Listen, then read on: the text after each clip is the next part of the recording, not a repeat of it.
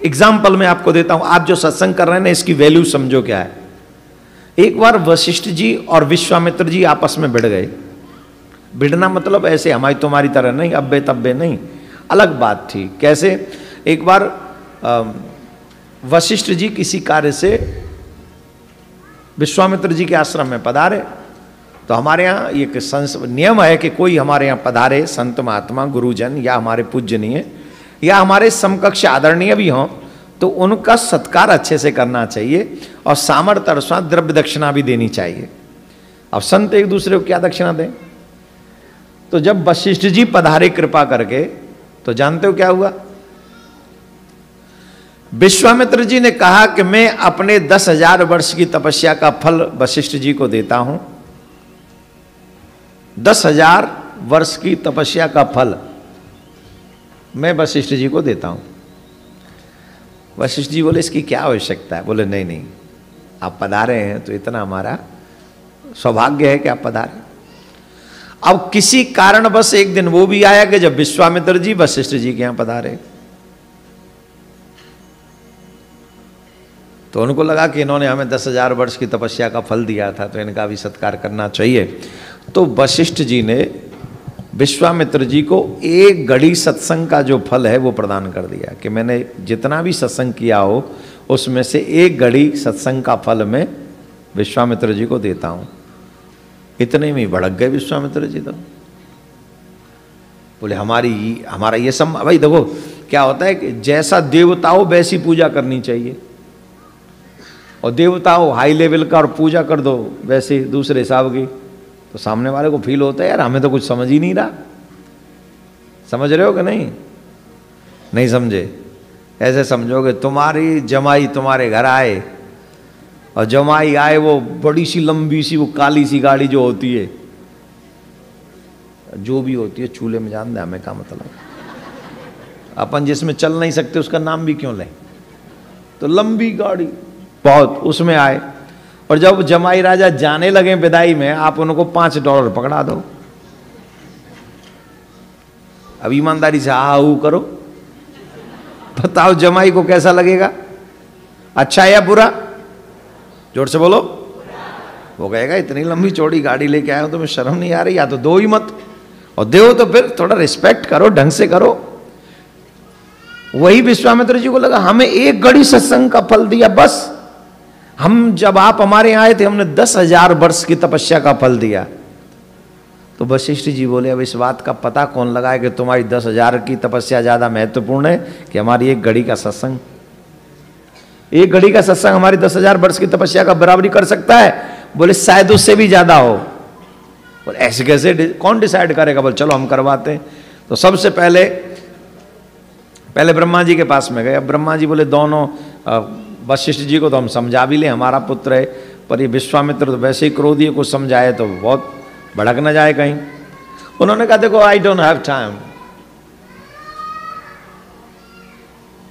हमें संसार की रचना करनी है, सृष्टि की रचना करनी है, उसी से हमें समय नहीं है, उसी से हमको फुर्सत नहीं है, तो हम ये नहीं कर सकते। तुम एक काम करो, शंकर भगवान पे चले जाओ, सत्संग का महत्व वो जानते हैं। तो शंकर भगवान के पास आए। उन्होंने कहा महाराज हमको ये बताओ 10,000 वर्ष की तपस्या ज्यादा महत्वपूर्ण है कि एक घड़ी का सत्संग? शंकर भगवान बोले अब इनको क्या कहें हम। बोले देखो हमें तो राम राम जपने से समय नहीं है, तो ये काम किसी और से करवाओ। बोले कहाँ जाए? बोले नारायण भगवान के पास जाओ, जिनका नाम है, जिनका सत्संग है, जिनकी तपस्या है। तो नारायण भगवान के पास पहुंचे। बोले महाराज 10,000 वर्ष की तपस्या ज्यादा महत्वपूर्ण है कि एक घड़ी का सत्संग? नारायण भगवान बोले देखो एक काम करो, अभी हम थोड़े किसी कार्य में व्यस्त हैं, तुम हमारे शेष के पास चले जाओ, शेष बताएंगे कि क्या महत्वपूर्ण है। तो शेषनाग के पास पहुंच गए। भगवान को कई कार्य स्वयं नहीं करते, अपने दूतों से करवाते हैं। समझ रहे हो क्या?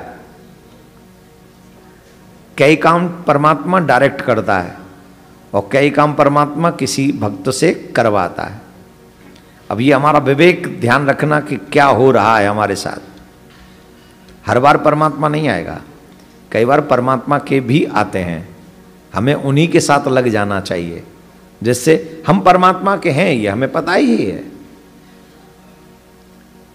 तो कहा, शेषनाग के पास गए कि बोले ऐसे ऐसी घटना घटी है, हमने 10,000 वर्ष का इस तपस्या का फल दिया है और इन्होंने 1 घड़ी सत्संग का फल हमको दिया है, बताइए सत्संग का महत्व ज्यादा है कि तपस्या का?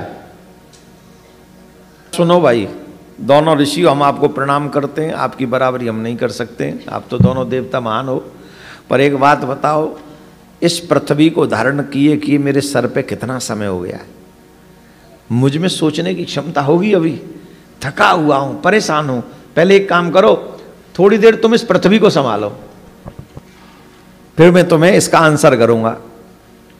विश्वामित्र जी बोले इसमें कौन सी बड़ी बात है, लाओ हम संभालते, बड़े तपस्वी हैं, हमने बड़ी तपस्या करी है। तो उन्होंने बोले हम तो एक ही हाथ से संभाल लेंगे। शेषनाग भगवान बोले थोड़ा दोनों का ट्राई कर लो, फिर जब हैंडल हो जाए तो एक से संभाल लेना, भारी है संभाल।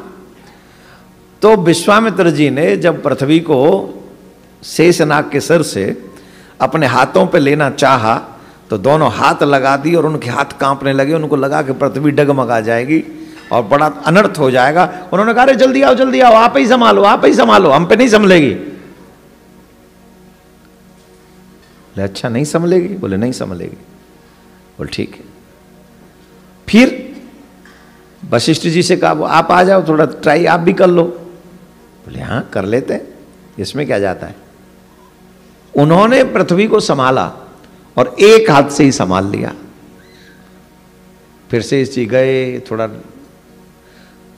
स्नान ध्यान करके आए, तब विश्वामित्र जी ने बताया, पूछा अब तो बताओ 10,000 वर्ष की तपस्या बड़ी है कि 1 घड़ी का सत्संग?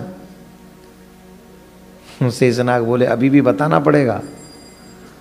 आपकी 10,000 वर्ष की तपस्या दोनों हाथों पे पृथ्वी लेके डोल रही थी और इनका 1 घड़ी का सत्संग कितना पावरफुल है कि एक हाथ से ही शांत खड़े हुए हैं।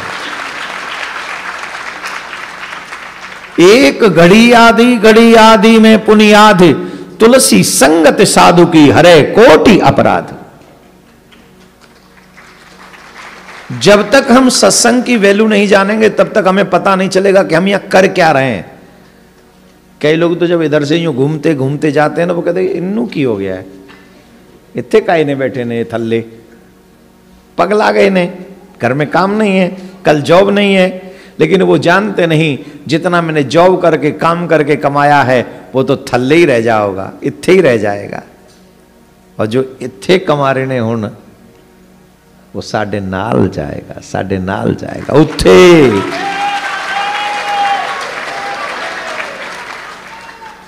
हैं धीरे बोल रहे थे, जोर से बोलना पड़ेगा। तो आप ये समझ लीजिए भूत बावन भोलेनाथ ने बड़ी कृपा करके तुमको यहां पर बुलाया है, इसमें कोई संशय नहीं।